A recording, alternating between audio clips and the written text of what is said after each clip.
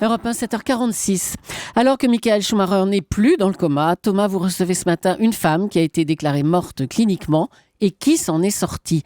Elle s'appelle Christelle Cahanin-Caillot et elle est votre invitée pour l'interview vérité d'Europe 1. Bonjour Christelle Cahanin-Caillot. Bonjour. Il y a une vingtaine d'années, à l'âge de 18 ans, vous avez été victime d'un très grave accident de voiture. Et ce qui est frappant, c'est que vous vous souvenez de tout. Alors déjà, au moment où vous êtes éjecté du véhicule, le corps fracassé, et que les secours tentent de vous réanimer, que se passe-t-il? Que sentez-vous? Que voyez-vous? Ce que je vois surtout, juste avant que les secours arrivent, c'est tout le monde me chercher dans le champ et moi, au-dessus de mon corps, en train de leur dire « mais je suis là », et eux, ils ne me voient pas. Et lorsque les secours arrivent, ils essayent de me réanimer et je me dis « mais pourquoi je bouge pas? Je comprends pas. Je réalise pas que je suis morte. » Vous étiez en dehors de votre corps, en quelque sorte, vous vous voyez d'en haut? Oui, je me voyais et j'étais au-dessus de moi, en fait. Par terre, dans les champs, il y avait mon corps tout cassé, tout disloqué, plein de sang. Et au-dessus de moi, j'étais la même personne, habillée de la même façon, mais indemne. Et vous voyez toute la scène? Et je voyais toute la scène. Sans pouvoir intervenir, évidemment. Non, j'avais beau crier, on m'entendait pas. Et vous étiez dans quel état psychologique à ce moment-là, vous vous en souvenez? En fait, je paniquais pas. Je comprenais pas pourquoi ils me voyaient pas, alors que moi, je me voyais. Je réalisais pas que c'était mon deuxième corps. J'avais pas réalisé que j'étais au-dessus.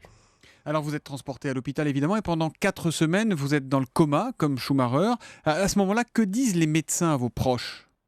Un médecin, je me rappelle très bien, un médecin qui arrêtait pas de dire à ma mère « on peut rien vous promettre parce qu'il faut savoir que c'est les machines qui la maintiennent en vie et que sans les machines, elle serait pas là. Et si on débranche les machines, elle part. » Donc Ça, on vous peut pas... l'entendiez? Ah oui, ça je l'entendais, mais j'entendais beaucoup de choses dans le coma. Quoi d'autre? J'entendais en fait tout ce que les personnes qui venaient me voir me raconter, leur tristesse, leur peine, et je pouvais pas intervenir. Je les entendais, je les voyais, mais j'essayais de leur dire mais moi ça va. Enfin, je leur disais mais ils m'entendaient pas. Et je voyais comment ils étaient habillés. Enfin, je voyais plein de choses. Vous étiez consciente en fait de tout? Ah oui, complètement. Mais quand vos proches, vous voyez vos parents, qui devaient être évidemment un peu tristes, inquiets autour de vous, étaient là, vous ressentiez des émotions? Vous vous sentiez enfermée dans ce corps? Vous vous sentiez impuissante à communiquer avec eux? J'étais impuissante puisque je leur parlais, ils m'entendaient pas. Je ressentais des émotions sans vraiment sentir parce que je disais mais j'ai pas mal, je suis bien. Je comprends pas pourquoi vous êtes triste. Vous voyez bien que je vais bien, mais en fait, ils voyaient pas. Et vous vous rendiez compte du temps qui passait? Vous avez conscience d'avoir passé 4 semaines dans Non, cet état-là? parce qu'en fait, quand j'étais dans le coma, ce qui a été des semaines, pour moi, ça m'a paru quelques jours. Le temps est pas pareil. Est-ce que vous avez entendu les médecins discuter de votre cas autour de vous, dans votre chambre d'hôpital? Pas trop, sauf quand ils disaient à ma mère que c'était les machines qui me maintenaient en vie. Mais sinon, si je me rappelle d'un truc, c'était terrible. C'était toutes mes sondes, parce que j'étais intubée de partout, dans le cou, dans la gorge, dans le nez, dans la bouche, sous les bras, sur la poitrine, j'en passe. Et donc, ça, je me rappelle à chaque fois qu'ils changeaient les sondes, qu'ils en parlaient et ça me faisait super mal, quoi. Et quand vous vous réveillez, comment vous vous réveillez? Dans quel état vous sortez de ce coma? C'est tout bête, j'en pouvais plus justement de toutes ces sondes. J'en ai eu marre à un moment de voir la tristesse de ma famille. Je me suis dit, il faut que je fasse quelque chose parce que faut que je leur montre que je suis là. Et du coup, j'ai réussi à arracher tous les tubes, à me désintuber et je suis sortie du coma. Ça veut dire que vous avez la sensation d'être sorti du coma par votre volonté? Ah complètement. C'est pas un geste médical Ah non, qui a non, amené pas ce du tout, résultat? puisque les médecins ont crié au miracle. Et au moment où vous vous réveillez, à l'instant où vous sortez du coma, vous êtes dans quel état, Christelle?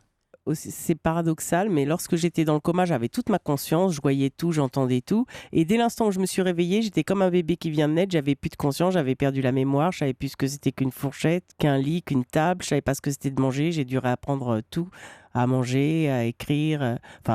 J'étais comme un enfant, donc je savais plus écrire, je savais plus lire, je savais plus compter. Du coup, quand vous entendez les débats réguliers sur la fin de vie, sur l'euthanasie, qu'est-ce que Moi, vous je suis vous dites? contre. Là, vous me posez, c'est délicat. Quand une personne tombe dans le coma, il faut savoir qu'elle entend tout. La débrancher alors que je sais pertinemment qu'elle peut se réveiller, c'est pas bien. Parce que, en fait, surtout que la personne doit entendre quand on parle de la débrancher, ça doit être terrible. Ça, il faut voir ce qu'elle a dit avant, enfin, si elle a laissé des volontés ou pas, je ne sais pas. Et comment vous allez aujourd'hui? Ça a l'air d'aller très bien. Ah bah moi j'ai la pêche. Vous avez gardé des séquelles? Oui, énormément.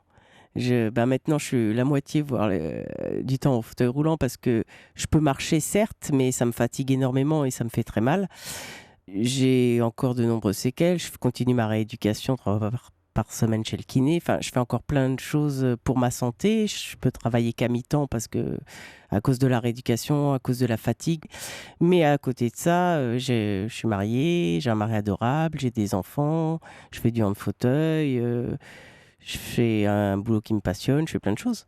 Vous en parlez, Christelle Cahanin-Caillot, avec beaucoup de facilité. Ce sont des sujets qui font souvent peur aux gens qui n'y ont pas été confrontés. Est-ce qu'on ne vous prend pas parfois pour une illuminée? On ne vous dit pas, mais elle a pété les plombs? Ça peut arriver, mais il suffit que je sois avec des personnes qui ont vécu le coma avec moi et qui savent que je raconte la vérité. Quand je dis, par exemple, ma mère était habillée de telle façon ce jour-là, alors que j'étais dans le coma ce jour-là, on m'a dit telle chose que je ne pouvais pas deviner si on ne me l'avait pas dit quand j'étais dans le coma. Des tas de choses comme ça qui font que on se rend compte. Puis on voit bien aussi maintenant, quand on voit mon dossier médical, voilà. Merci beaucoup, Christelle Cahanin-Caillot, d'être venue sur Europe 1 ce matin. Vous avez écrit un livre dans lequel vous racontez toute cette expérience en détail. Il s'appelle « Je suis sorti de mon corps » et on le trouve en poche aux éditions J'ai lu. Merci et bonne journée à vous. Merci, au revoir. Au revoir.